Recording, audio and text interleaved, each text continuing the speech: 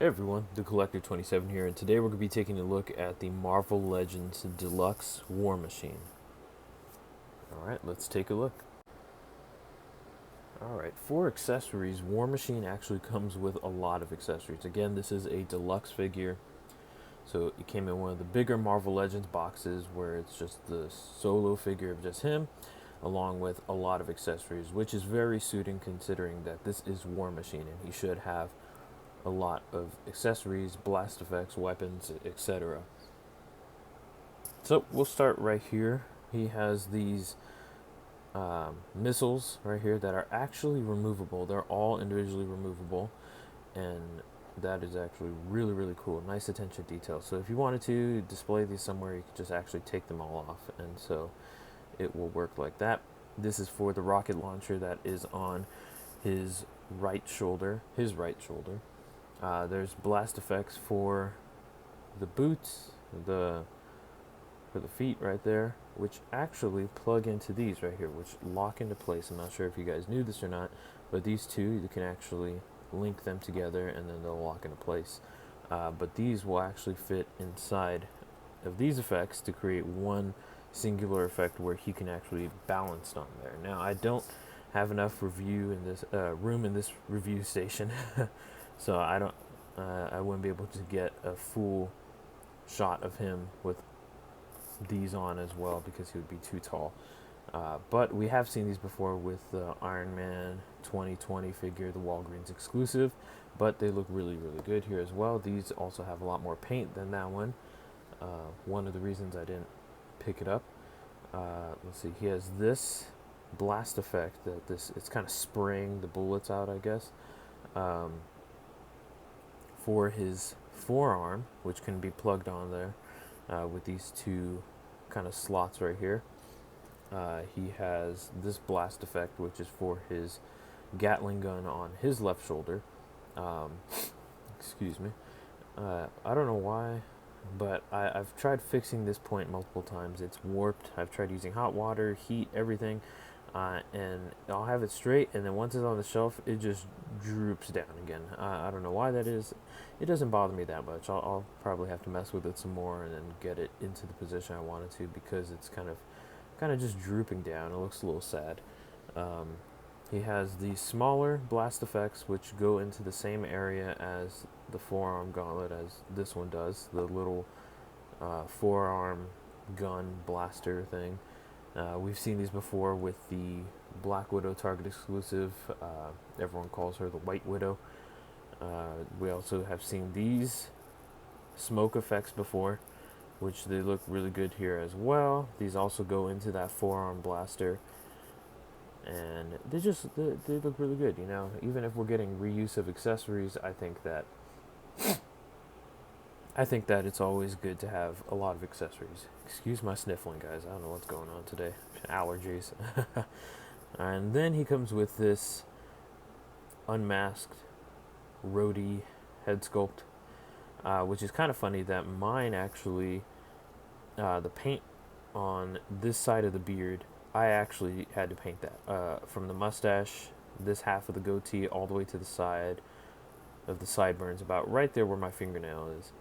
I actually had to paint that because the one that I picked up, I didn't notice in the store that half of it was gone. Half of it was not printed on there. So this side Hasbro did, and this side I did, and I think it looks pretty good. Tell me what you guys think down in the comments below. But I really like this 90s hairstyle that he has with the lines cut in right there. That looks pretty cool. And then the beard, that looks all really good. It looks like a 90s version of War Machine, which it is supposed to. So let's get into the details on the figure. Alright, so let's get into the details of the figure. I really like the sculpt work that they did here. All over the armor, even if it's just like in matte black, or in the matte black is mostly where all of the sculpt is. I love this new head sculpt right here, where we get the little, I guess like we're not really a scope, because a scope is what you would look through, but I guess kind of like a little target marker, I guess, like for like a laser or something like that, which is also seen on the Gatling gun. So it's pretty neat that it matches up with his weapons, which these two shoulder-mounted guns, both the rocket launcher and the Gatling gun itself, are removable. They are on ball joints that are not interchangeable. So the reason this one looks rough, real quick, I'll explain that, is that for me, this one was very, very loose, the rocket launcher. So what I did is I just put a little bit of super glue on there to create an extra coat of like plastic, and so now it pops on there. It's good. It's tight. It's not going to fall off. Now, one thing I've seen other reviewers say is that they are interchangeable. You can switch them up, and I have seen some people do it, but at least for me, if I try to switch them up, this one, it fits on here, but it expands the hole. It expands the peg, and it just doesn't want to go on there very well. As for this one, even before I put the super glue, but even after I put the super glue on there, it doesn't go on. It doesn't even peg on. It just falls off. So at least on mine, I don't know about in general, because I have seen people switch them up. I'm just going to say that they are not interchangeable. They're made for their designated sides of which they're supposed to be on. Now, getting into the details here on the back, there is some really good sculpt work in between the shoulder blades right here, in between the two guns. Same thing with the sculpting, both on the back right here into his butt. The line work continues all the way through to the front, into the crotch area, and then even into the ab crunch. You can just see that it continues there, or if he bends forward, it continues through. So that's really nice, and that's not just painted on, it's actually sculpted on there. Let's see, there we go. We do have these shoulder pads, which are actually connected inside. Now, I thought when I first got this that when you lift up the arms, it actually doesn't hinder it that much as it would going out. So we'll get into the articulation after this segment, but the shoulder pads are actually connected with the joint, so it moves with it. So that's actually really neat to see, because I know in the past that when we've had Iron Man figures, or just whether it's an MCU figure or a comic, when they include the shoulder pad, it's either resting on top and hinders the up and down movement, or if it is connected to the shoulder joint itself, it actually hinders the outward motion. So it's nice that we're seeing a new form of technology with the shoulder pads. Now, the sculpt work, the sculpting is only on the matte black areas. One thing I will say is kind of frustrating, that I wish they would have included in the sculpt, or I guess in the articulation, which we'll get into more, is a cut right here at, I guess, like the forearm area, because these gauntlets can't move around at all. They're just fixed in that position, which is at a slightly off position. So, I mean, you can make it work, but still at an angle, see? So, I mean, unless you have it like that, but then it's kind of dipping into the arm a bit. So, we'll get into the articulation right now. After this, let's just check out the legs. The new calf area, it's all a new sculpt from the calf area to the feet. That is all brand new. Most of the silver here is not sculpted. It's just this smooth finish on it. And one thing that is really, really cool is that we are seeing pinless joints here. And that is amazing. I'm very, very happy to see that. It makes the figure just feel so much smoother. And I love the pinless joint system, and I hope to see that on more figures, including MCU figures and comic figures, and just figures from Hasbro, Marvel Legends in general. So I think this figure is absolutely amazing. My only gripe with the sculpt and the paint apps is that on the I almost said gray, because it looks like gray. This is silver. This is painted. So on both the helmet and the side of his torso, that's painted silver, and that looks really good. I wish we would have gotten some of that paint on the forearm, or on the arms and on the legs, in those areas. That would have made this figure just 10 times better. But it's already a very good figure. Okay, the articulation on this figure, it's actually really, really good, and I'm very, very impressed with the articulation.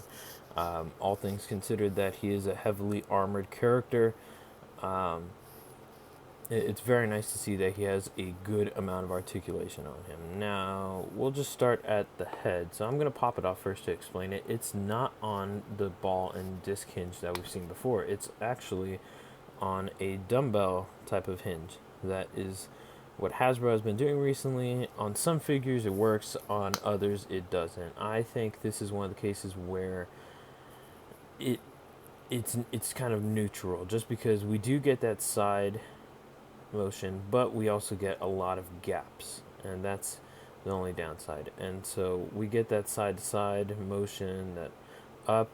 I'm sorry, we get that down, but we don't get that much of an upward, you know, amount of articulation for him to look up. And this is a flying character, so you should be able to look up quite a bit. And that's something I believe that is also on the retro Spider-Man, is that they use a dumbbell type of hinge.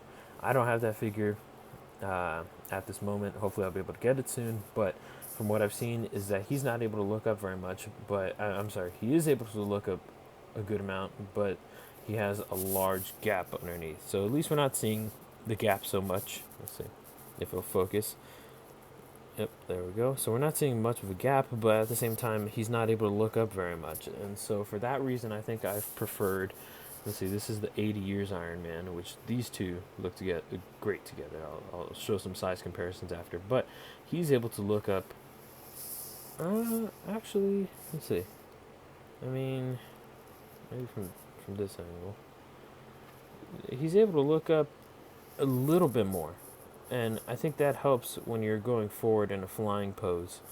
And so I think that that's something that is necessary to have. All right, oh, there you go. See, look, it went back even more. Never mind. He looks up a lot more than this War Machine does.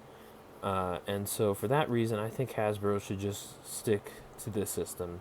See how it has the disc and then the ball joint at the top of the head. Now, we're not going to get so much head tilting as we do on the War Machine figure. Not as much tilting as the Iron Man figure will get. You just get this little kind of little pivot to it, but this one has a full-on tilt. But I don't think that's very much necessary for this character. I think that if Hasbro was going to do something like this, it should be on characters that are more expressive. With War Machine, he's either going to be flying or fighting or something. And so that's the only gripe I have with the articulation, is that it's this head joint that doesn't allow him to look up very much. And it's the same for both the helmeted head and the unmasked head. They move up at about the same amount. Anyway, but on to the rest of the figure. It's the same for both sides of the arms. They move out about that much, which is a good amount considering that he does have a shoulder pad. Because if we bring in another armored figure, and we're able to get his arm about that much, so it's not that much lower. If anything, it's at the exact same amount, and considering that this War Machine figure has these armor plates on his shoulders, just makes it that much more acceptable. So again, he has the pinless joints on the elbow, which look absolutely beautiful. They make this figure look great. His joints are a little stiff, but I'd rather have them be stiff than too loose. But he does have pinless double jointed elbows, which bend in a little bit more than 90 degrees, which is nice. Considering that he has this forearm gauntlet right here that kind of gets in the way of the articulation and can kind of like wedge itself in between the bend of the joint.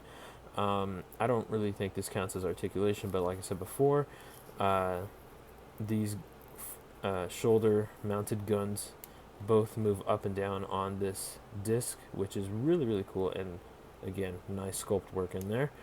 And those just slide around, feel very smooth.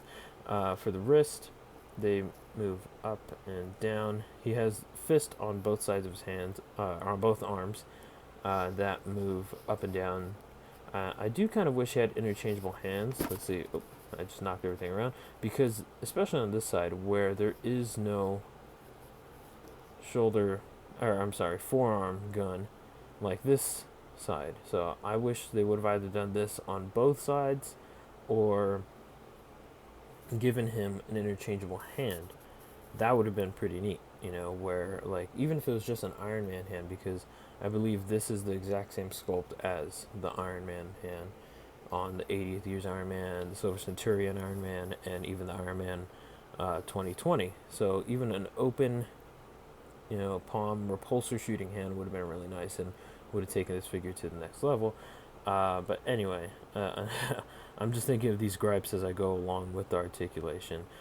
So I apologize for that. But another part of the articulation that is kind of hindered is looking down, or his ab crunch going forward. It is kind of hidden, which is nice because it has this sculpted line work right here from the top upper chest portion. But going back, it doesn't go that far back, which kind of, I feel like it should, to assist the fact that the head doesn't go that far back either. But it doesn't, but that's fine.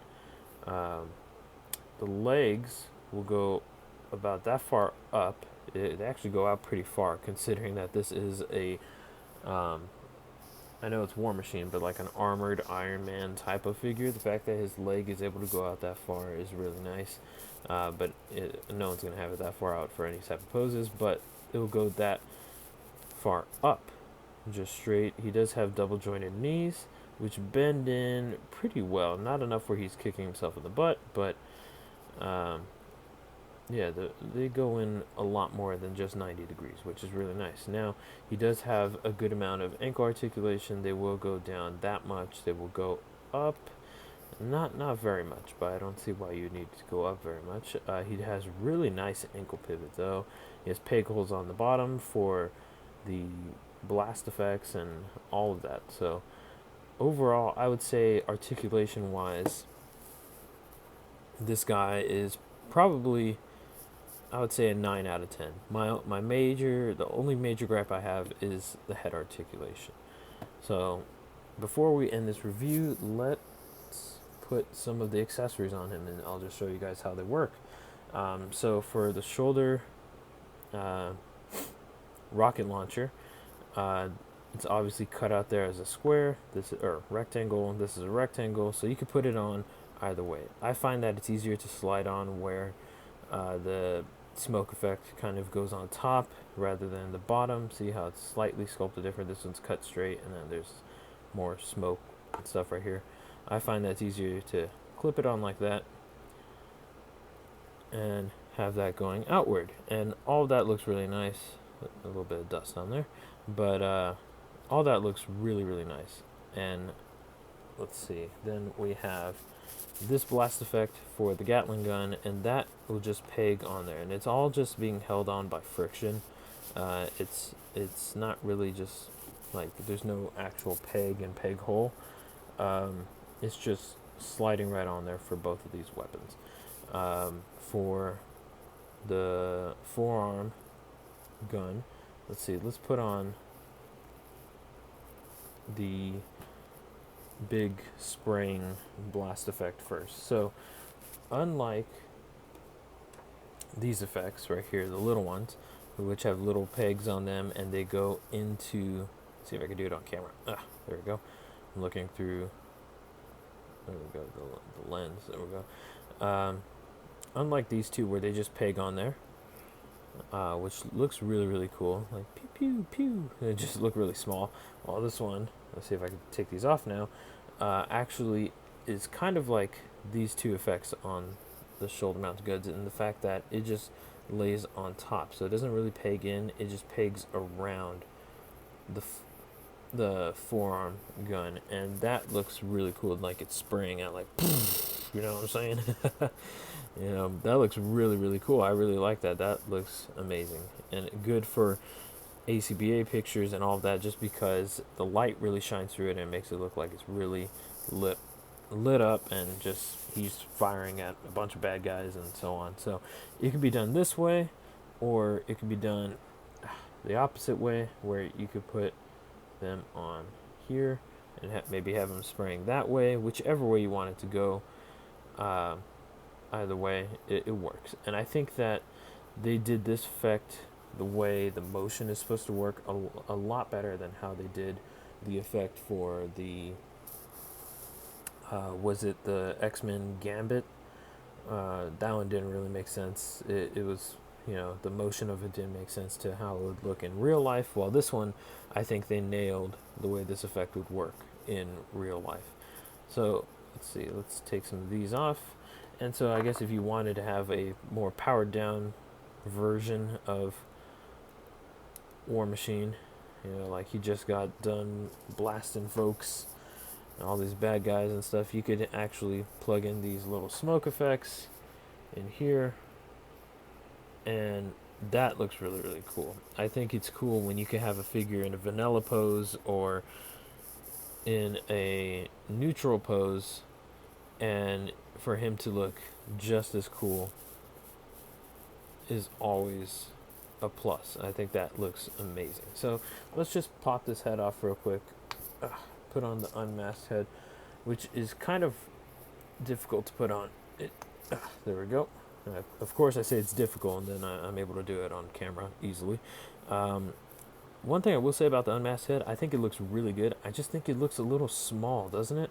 Like compared to the actual helmeted head, because they're around the same size. If you match up the ear part with his actual ear, I think his head is a little big. Because, correct me if I'm wrong down in the comments below, but does it look like this head could fit into this helmet? I feel like they could have shrunk it down just a little bit because, let's see. Alright, stay there. If I bring in the 80 years Iron Man, I think this figure had the same issue as well. It's like, if you look at these two helmets, they're roughly about the same size. Maybe this one's a little bit wider, but the length of it, or height, is about the same size as this one. And if we get, see if I can find where's my Tony Stark head? Let's see, there we go. If I have the Tony Stark head here, these two heads are about the same size, which I still think this one is even too big in comparison to this helmet. It could have been a tad smaller, but between these two, Rhodey's head is a lot bigger. You can't really see it on camera, but in person it looks a lot bigger. And so I think he has that big head syndrome that a lot of Hasbro figures have had in the past. So real quick, just for size comparison, I was going to edit this portion afterward, but I think I'll just do it right now in one take, because so far I'm liking how this review's going. I haven't had too many screw-ups, other than the fact that I have been sniffling due to the fact that I am having some allergies right now. I think because if you guys didn't know, I'm over here in California, and there's fires going on around us, and so it's literally raining ash. I know that has nothing to do with the action figure review, but just thought I'd mention that. So, as if we couldn't breathe already with the mask on when we go outside, we also have ash raining down from the sky. So, 2020 has just been great, right, guys? Alright, so for a bit of a size comparison, these two are roughly around the same size. I'm trying to get them as evenly matched up as possible. I think, if anything, it looks like War Machine is just a hair taller, ever so slightly taller, which makes sense because he is a bulkier, bigger figure. And so I think it works really well between these two. Now, for those of you who were curious, because we did see these type of effects with the 80 Years Iron Man, where these look real comic booky, they're not translucent, and these were able to be placed at the bottom of, oh wow, why is it so tight? Ugh, there we go. I don't know what's up with that. Anyway, these were able to be placed at the bottom of the feet of Iron Man, and it's a general Iron Man effect. And for those of you who are wondering if these could be placed at the bottom of War Machine's foot, they can. And I think that looks pretty good too. If you wanted a little bit more of a comic book look, or for ACBA, for whatever reason, you don't want to use the ones that are, translucent. Um, these right here. If you don't want to use these, you can use the ones from a previous Iron Man figure, whatever color you want, because we've gotten that same effect who knows how many times in the past.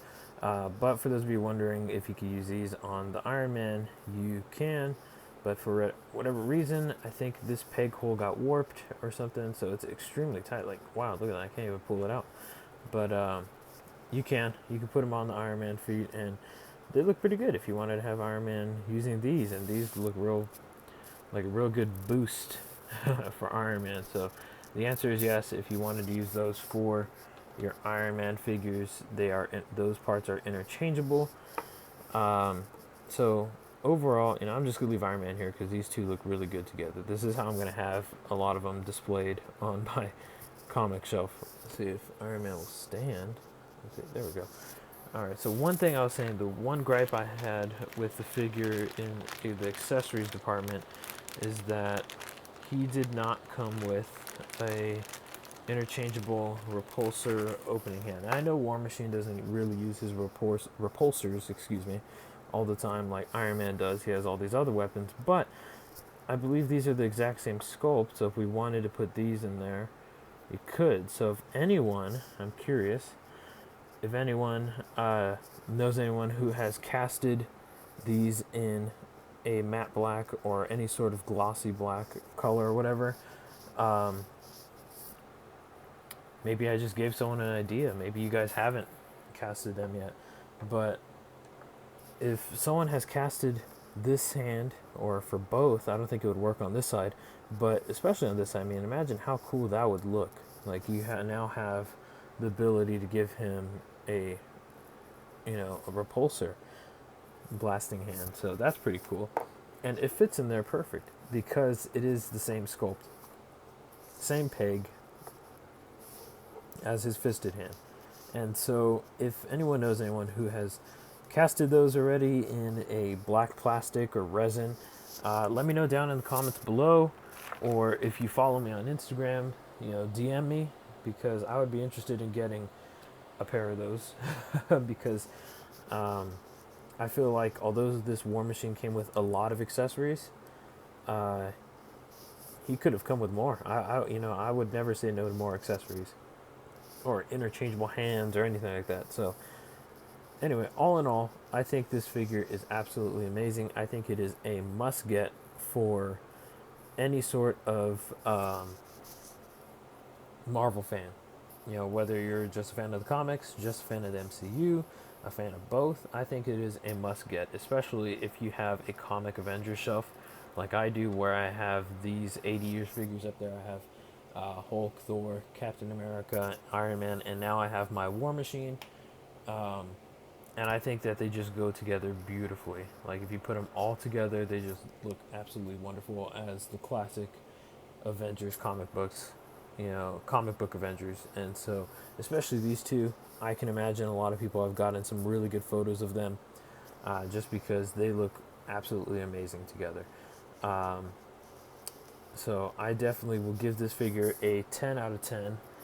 And if you haven't already gotten this, I think you guys need to get it. If you do have this figure, let me know down in the comments below. Make sure you give this video a thumbs up, a like, comment, just anything. Let's talk about some figures, even if it's not this one. Because personally, again, this is my opinion, I think this figure on my list could be in the top 10 Marvel Legends of 2020 at the end of the year, just because I really, really love this figure.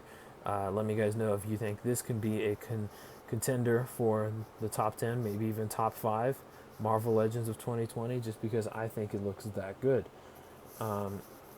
If you have this figure, tell me what you think. If you want to get this figure, I really wish all of y'all good luck trying to find him, because this guy is pretty hard to find. Not super hard to find, not like the Red Hulk was, but because I'm still in search of that Red Hulk if anyone has one for a decent price. I actually found this guy underneath one of the bottom shelf floorboards, and I got to give credit to the Toy Bookie here on YouTube, or Rocco's World, whatever you know him as, for looking under those bottom shelf floor panels. That's where I actually found him. I opened it up. I was like, oh my gosh, someone hid him under there. And so I was able to find him under there. Major score. The box was slightly dented, so so the lady there called over the manager, and they're just like, oh hey, well how about, I thought they were just gonna knock like $5 off or like 10%. They're like, well, how about $10 off? So I got this figure for $20, $19.99, the price of a regular Marvel Legend. I got the Deluxe War Machine for. So maybe you guys could find one like that. I don't know. Anyway, make sure you guys comment, like, subscribe if you haven't already. Share this video with your friends, for those who need to see it. Also, go follow me on Instagram. I'm trying to build up my Instagram page, and it would really help. Any support I could get from you guys really helps me a lot. So thank you guys. I hope you have a blessed day, and remember, keep collecting. Peace.